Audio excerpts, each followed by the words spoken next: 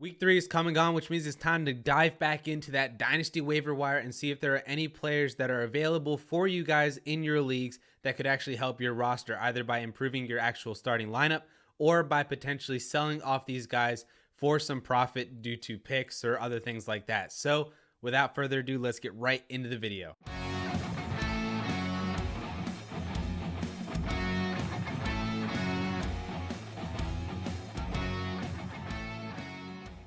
Like I say every single week, all of this data that I am collecting is from actual Dynasty leagues on MFL run through Safe League. So I am pulling actual roster data with actual rostership percentages to help guide me to give you guys some players that might be available in a handful or the majority of your Dynasty leagues that you can actually pick up this week. First and foremost, let me give you a list of players that are probably not available in your Dynasty leagues, but these guys are not rostered in 100% of the Dynasty leagues that I am pulling from. So just double check just to make sure that these guys are not on your waivers, because if they are, you need to go out and grab these guys right now. And that includes Giovanni Bernard, Cordero Patterson, KJ Osborne, Hunter Renfrow, and Tyler Conklin. So like I said, double check. They probably already are rostered in your Dynasty leagues, but just in case, just double check, because they're not at 100% rostership in the Dynasty leagues that I am pulling from. So let's get going here. The first player that I believe could be on a majority of your Dynasty waiver wires already. He's actually only rostered in 45%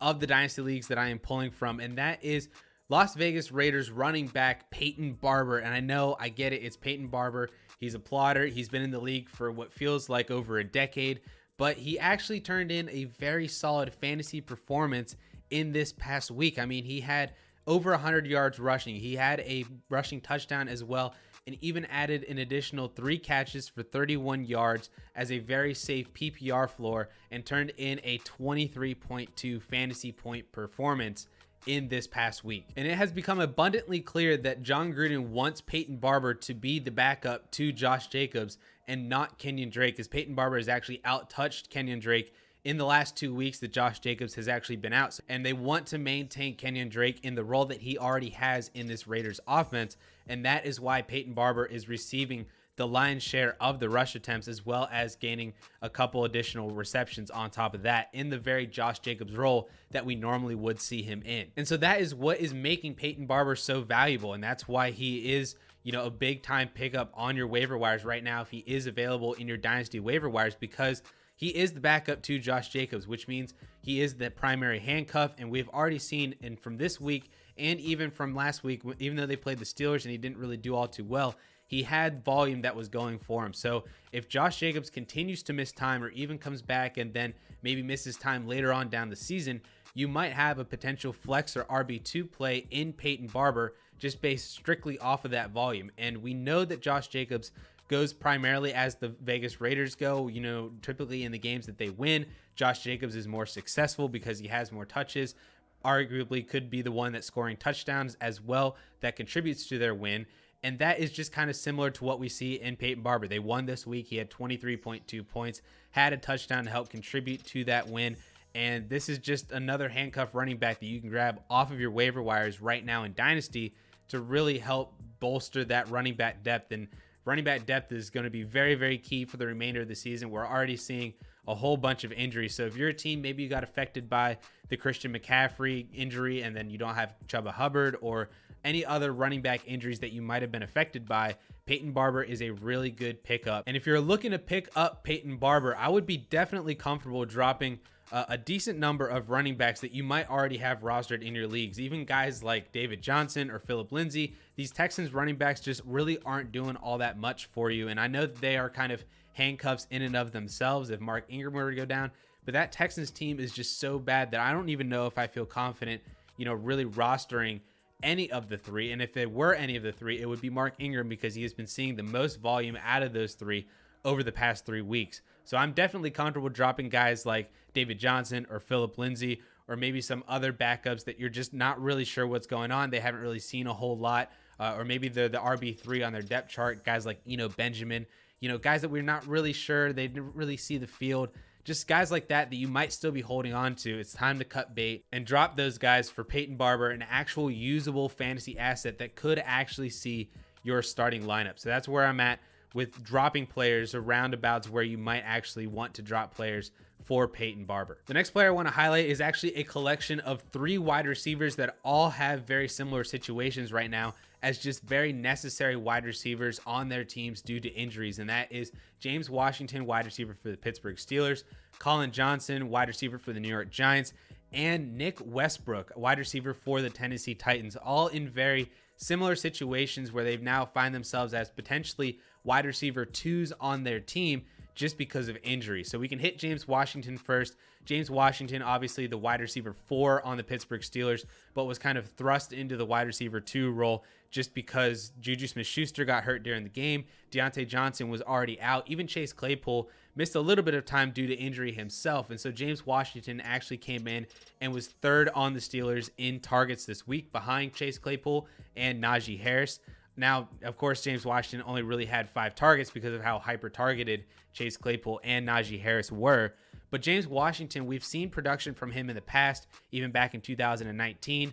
And we've seen, some upside and flashes with James Washington to the point where he's become a player that a lot of people just want to see move to a different team because he might have some juice still in him that he can actually contribute to fantasy football rosters. And we might actually get to see that come to fruition with this Pittsburgh Steelers offense this year if Diontae Johnson continues to sit, if Juju Smith-Schuster's injury is a little bit worse than what we project, and they continue to miss time, and James Washington could be really valuable to your fantasy football rosters on a team with Big Ben that, while Big Ben's not necessarily all that great right now, he is throwing 40, 50, even 60 times. He had 58 pass attempts in this past week. So this team doesn't have much going for them in the running game. They have to throw. They're not a good offense, so that means that they're going to have to throw a lot more just in positive passing game scripts.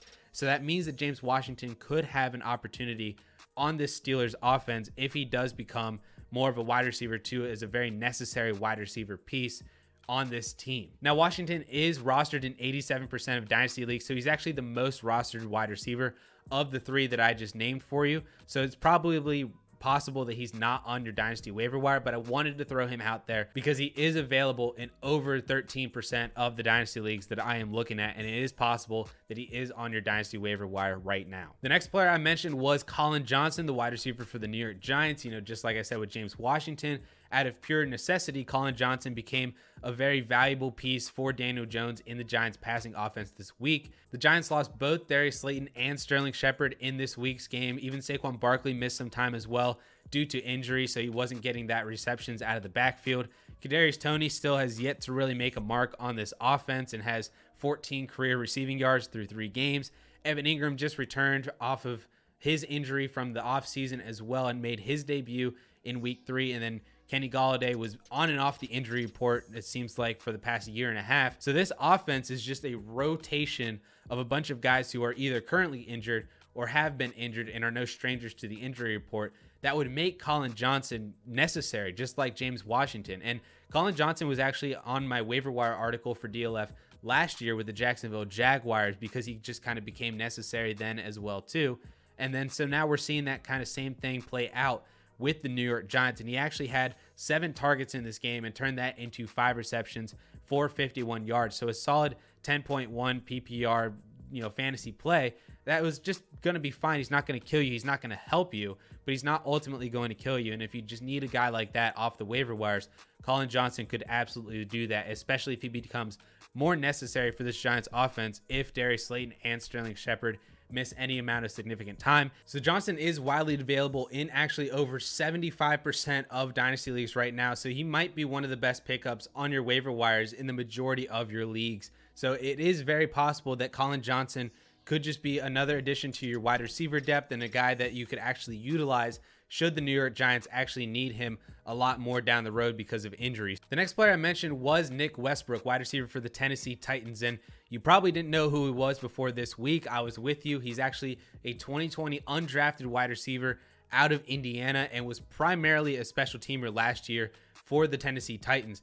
But continuing, like I said, with being a necessary wide receiver, Nick Westbrook slotted in and ran a whole bunch of snaps with the injured A.J. Brown being on the sideline. And so he basically became the new backup for A.J. Brown and was out there as their wide receiver 2 with Julio Jones for the majority of the game once A.J. Brown actually got hurt with his hamstring injury. And he actually turned in a pretty decent fantasy performance as well, I mean, he tied Julio Jones in targets this week and actually led the Titans in receptions, receiving yards, and receiving touchdowns, and actually turned in a pretty solid fantasy point performance for you on everybody's waiver wire, unfortunately.